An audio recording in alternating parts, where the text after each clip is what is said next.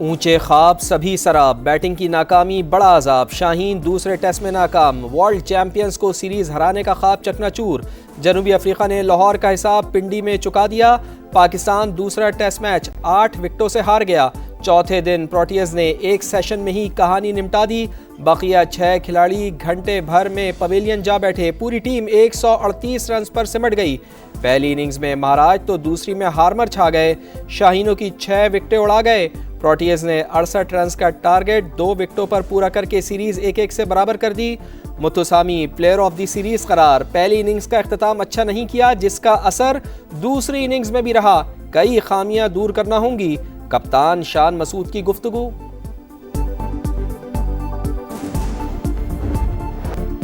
Batting फाश शाहीनों को शिकस्त फाश, नए मैच में भी पुरानी रिवायत, बल्लेबाजों ने धोखा देने की आदत न छोड़ी, बैटिंग लाइन पिंडी टेस्ट की दूसरी इनिंग्स में भी दगा दे गई, बैटर्स खाने के वक्फे तक भी ना टिक सके, बाबर आजम अपनी 50 बनाते ही चलते बने, मोहम्मद रिजवान 18 रन पर पवेलियन लौट गए, सलमान अली आगा 28, नुमान अली 0 पर आउट, शाहीन शाह अफरीदी भी रन बनाने से पहले ही फिसल गए, बदतरीन परफॉर्मेंस टीम को ले डूबी।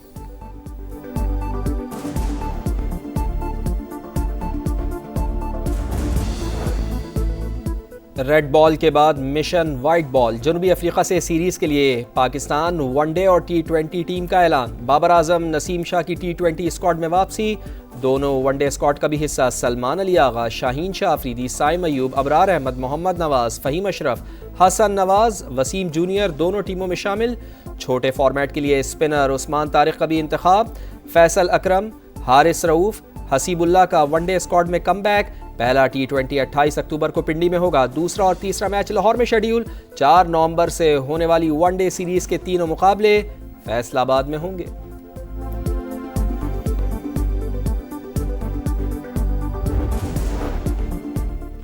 रोशन मईशत बिजली पैकेज का तोहफा, वजीर आजम का सनतों और किसानों के लिए 3 साल के लिए रियायती बिजली पैकेज का ऐलान, सनती शोबे को 34 और ज़राई शोबे को 38 रुपए फी यूनिट से कम पर बिजली मिलेगी, इजाफी बिजली 22 रुपए 98 पैसे फी यूनिट पर फराहम होगी। शहबाज शरीफ से सनती और ज़राई शोबे के माहिरीन और कारोबारी बरादरी के वफ्द ने मुलाकात की, पैकेज का बोझ घरेलू सारिफीन या किसी और शोबे पर नहीं पड़ेगा, रोजगार में इजाफे के लिए सनत व ज़राअत की तरक्की जरूरी है, वजीर आजम की गुफ्तगू।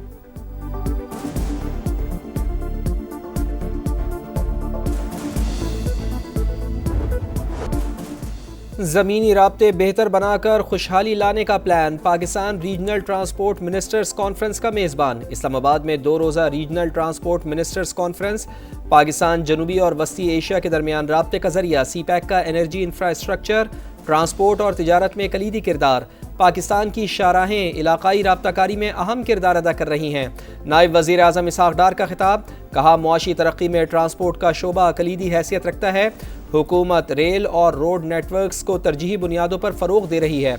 कॉन्फ्रेंस में सऊदी अरब, तुर्की, ईरान, आज़रबाईजान, उज़्बेकिस्तान, काज़ाकिस्तान और दीगर ममालिक के वज़रा की शिरकत, एशियाई तरक्याती बैंक, इक़्तिसादी ताउन तंजीम और UN जनरल सेक्रेटरी के मंदूबीन भी मौजूद।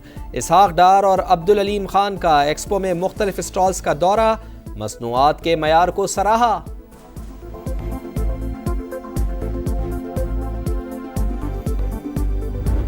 Transport and connectivity are the pillars of economic growth.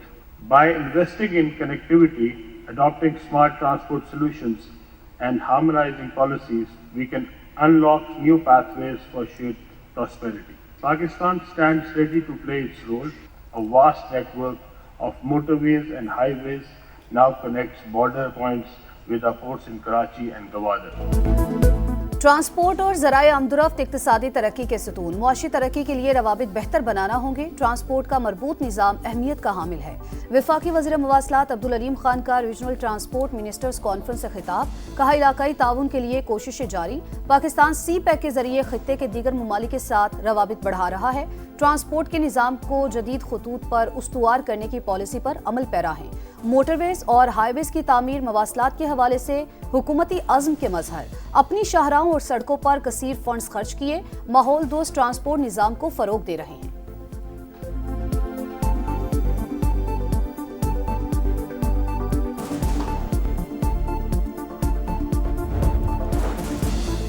वज़ीर आज़म मियाँ शहबाज शरीफ की ज़ेर सदारत वफाकी काबीना का इजलास कुछ देर बाद अहम कौमी उमूर पर गौर किया जाएगा। मजहबी जमात पर पाबंदी का मामला ज़ेर गौर आने का इम्कान।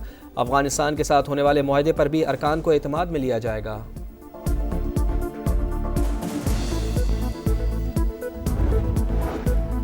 विफाक की जानिब से TLP पर पाबंदी का फैसला जल्द मुतवक्के। हथियार बंद जत्थों को रियासती रिट चैलेंज नहीं करने देंगे। पंजाब में अमन के लिए हर कदम उठाएंगे। वजीर इत्तलात अज़मा बुखारी की प्रेस कॉन्फ्रेंस। कहा, एहतजाज के दौरान पुलिस एहलकारों पर तशद्दुद किया गया, शहरी अमलाक को नुकसान पहुंचाया गया, गाड़ियां जलाई गईं। लाइसेंस न रखने वाले असलहा डीलर्स की दुकानें सील कर दी। अब कोई असलहा लाइसेंस जारी नहीं किया जाएगा।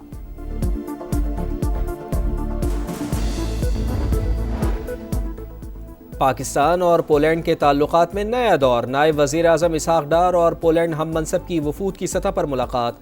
मुफाहिमत की याददाश्तों पर दस्तखत। मुख्तलिफ शोबों में ताउन बढ़ाने पर जोर। मुश्तरका प्रेस कॉन्फ्रेंस में ताल्लुकात को मज़ीद मजबूत बनाने के आज़म का यादा।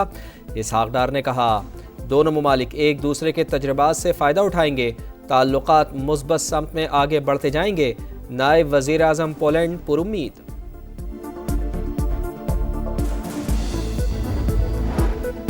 पाकिस्तान ने अफगानिस्तान में खवारिज की मौजूदगी के खिलाफ मौसर इकदाम किए। आइंदा भी पाक फौज हर दुश्मन की जारहियत के खिलाफ सीसा पिलाई दीवार साबित होगी।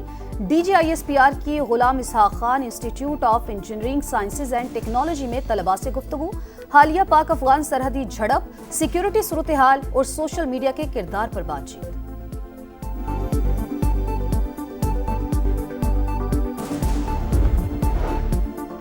क्या फुल कोर्ट ख्वाहिशात पर बनेगा या कानून के मुताबिक?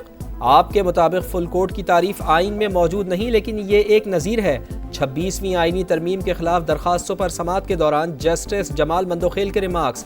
फुल कोर्ट कानून के मुताबिक बनेगा माय लॉर्ड। वकील उज़ैर भंडारी का जवाब। कहा, फुल कोर्ट कभी भी तश्कील नहीं दिया जाता, हमेशा मौजूद रहता है। अगर तरमीम मुअत्तल हो जाती है तो आप लोग कोई केस सुन ही नहीं सकेंगे। जस्टिस मोहम्मद अली मज़हर ने कहा, आर्टिकल 191A को कैसे नज़रअंदाज करें? इसी के तहत तो हम बैठे हैं। समाअत मुलतवी। पंजाब से गंदुम आटे की तहसील पर पाबंदी से अवाम मुतासिर। खैबर पख्तूनख्वा का गंदुम और आटे के लिए ज्यादातर इन्हिसार पंजाब पर है। सूबे एक दूसरे की जरूरतें पूरी करने के लिए आईनी तौर पर पाबंद हैं। महकमे खुराक KP ने पंजाब हुकूमत को बाज़ाब्ता खत लिख दिया। गंदुम की तरसील बहाल करने के लिए आइन के आर्टिकल 155 की शिक 1 का भी हवाला।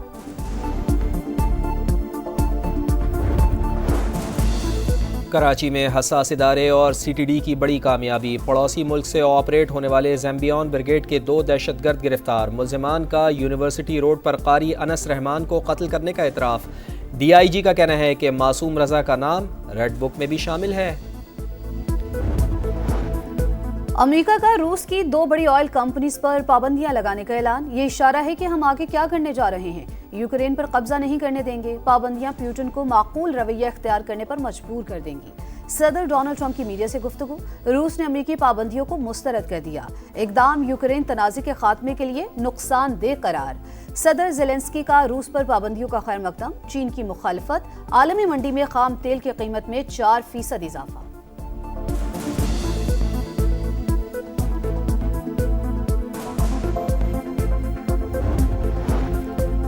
गजा में जंगबंदी पर अमल दरामद कराने का मिशन। अमरीकी नायब सदर के बाद वज़ीर ख़ारजा मार्को रूबियो आज इसराइल का दौरा करेंगे। कहा, मगरबी किनारे के इंज़माम की करारदाद अमन मुआहदे के लिए ख़तरा है। इसराइली जेल से 30 अफराद की लाशें गजा मुंतकिल। तादाद 195 हो गई। गजा से 15,000 अफराद इलाज के लिए बाहर जाने के मुंतज़िर। 3,800 बच्चे शामिल। आलमी इदारा बराए सेहत का रफ़ा क्रॉसिंग खोलने का मुतालबा।